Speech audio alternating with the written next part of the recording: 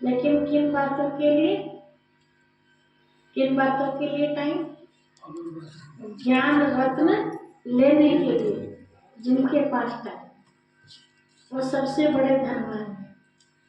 जिनके पास ज्ञान रत्न लेने के लिए टाइम नहीं है, तो वो कितना गरीब है ना? उसकी किस्मत कैसी है कि बिना खर्च किए हमें इतनी अच्छी बातें मिल रही हैं और उसको भी वो ले नहीं पा रहे। तो इससे बड़ी परिस्थिति होगा क्या हो सकती है? अगर समय की ये बात कहे कि हमारे पास समय नहीं है, तो एक समय ऐसा आता है हम बिस्तर पर पहुंच जाते हैं, तो फिर समय सारा आ जाता है ना हमारे पास। चाहे किसी की भैंस भूखी खड़ी हो, या घर में किसी को चाय मिली है या नहीं मिली है, कोई परवाह होती है? क्योंकि हमारा शरीर साथ नहीं देता। जब हमारा शरीर साथ देता है तब समझते हैं अब हमें किसी और चीज की जरूरत नहीं है। आज तो सब कुछ हमारे पास है, लेकिन जब हमारे पास ये नहीं होगा, जिस चीज का सुख हम ले रहे हैं ये सदा तो नहीं रहेगा ना। सदा ये आंखें ऐसी रहेंगी, है ना ये कान सदा ऐसे रहेंगे, ना ही हमारे पग ऐसे रहेंगे, दिमाग भी ऐसा नहीं रहेगा।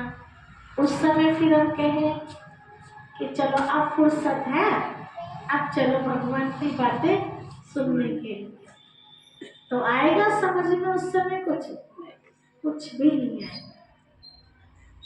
तो दोनों जहान से गए ना, वहां लोगों ने ठुकरा दिया कि अब तुम किसी काम के नहीं रहे, और इधर भगवान के पास आए तो भगवान भी क्या कहेगा, बच्चे अब तुम मेरे भी काम के नहीं रहे।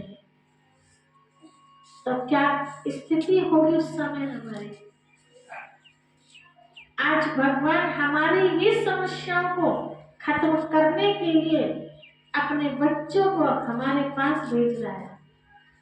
बच्चे जाओ, समस्याओं में उलझे हुए मेरे बच्चों को बाहर निकालो। जो अंधकार में भटक रहे हैं मेरे बच्चे, उन्हें अंधकार से बाहर निकालो। लेकिन इतने अंधकार में फंसे पड़े हैं, जैसे एक कहानी में बताते हैं, आपने देखा होगा केकड़ा कीड़ा होता है ना?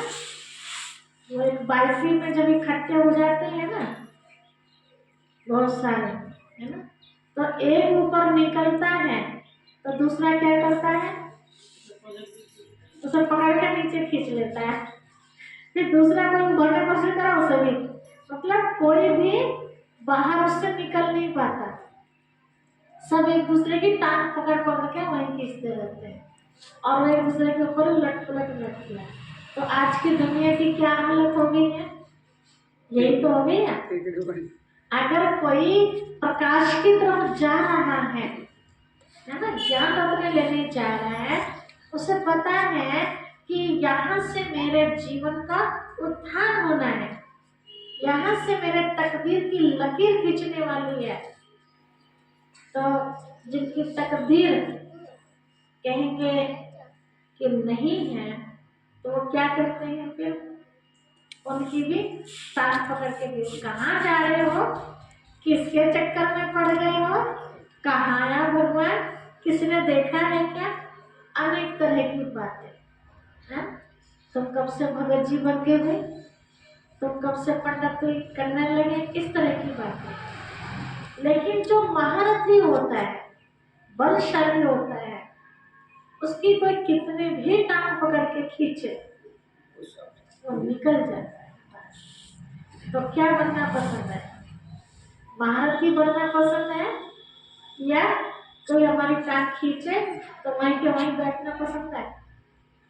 आज की दुनिया में भी आप देखो कि कुछ किसकी है दुनिया में जो कुछ नया करके दिखाता है, है ना, जो कुछ बन के दिखाता है, जो थोड़ी हिम्मत करता है, अनेक समस्याओं का सामना करके मंजिल को पा लेता है, उसकी दुनिया में पूछ है।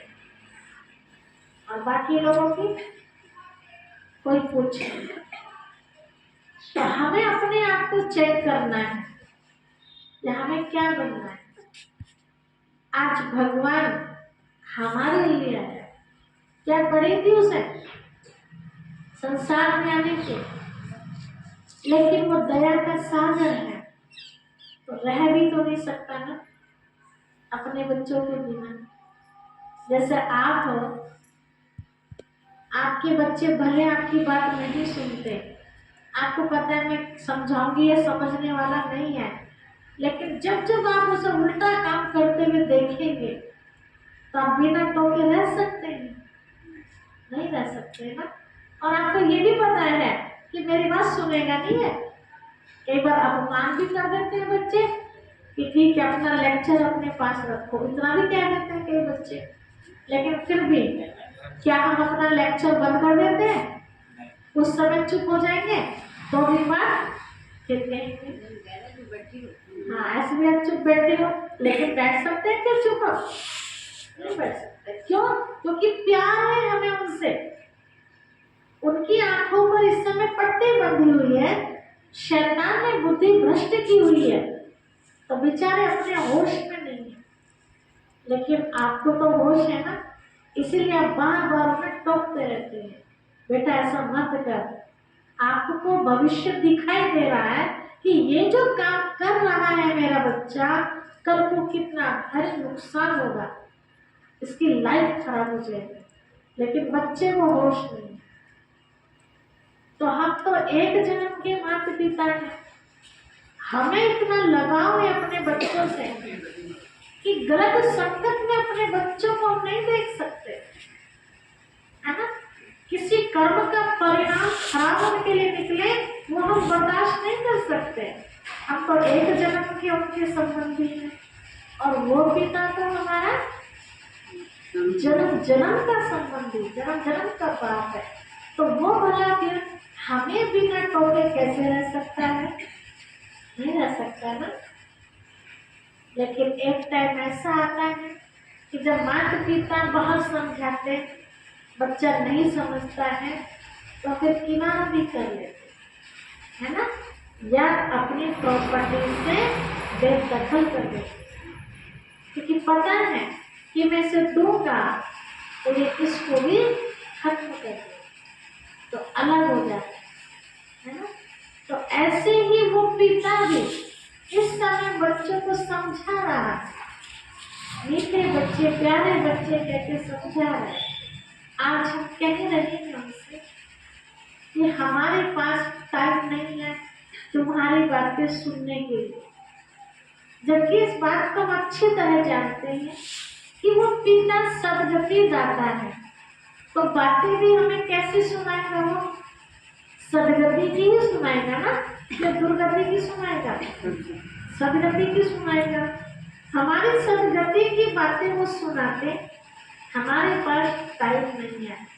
आने वाले समय में जब हमारी दुर्गति होगी, शैतान के वशीभूत होकर जो भी हम कर्म कर रहे हैं, तो सदगति होगी या दुर्गति होगी? दुर्गति होगी। जब दुर्गति होगी फिर हम किसको याद करेंगे? फिर भी तो भगवान को याद करेंगे। तो उस समय भगवान क्या कहेगा? बच्चे, जब मैं तुम्हें सुनाने आया था, समझाने आया था, तो तुम्हारे पास टाइम नहीं था।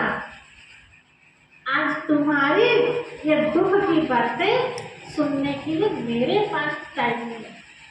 तो कैसा लगेगा हमें उस समय?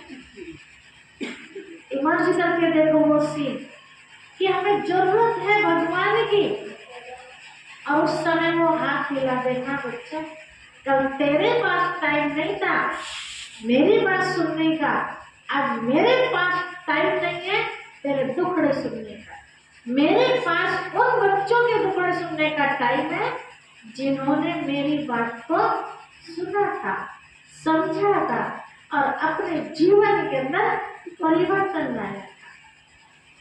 तो उस समय हमारे आंसुओं के सिवाय क्या मिलेगा? कुछ मिल सकेगा? कुछ भी नहीं।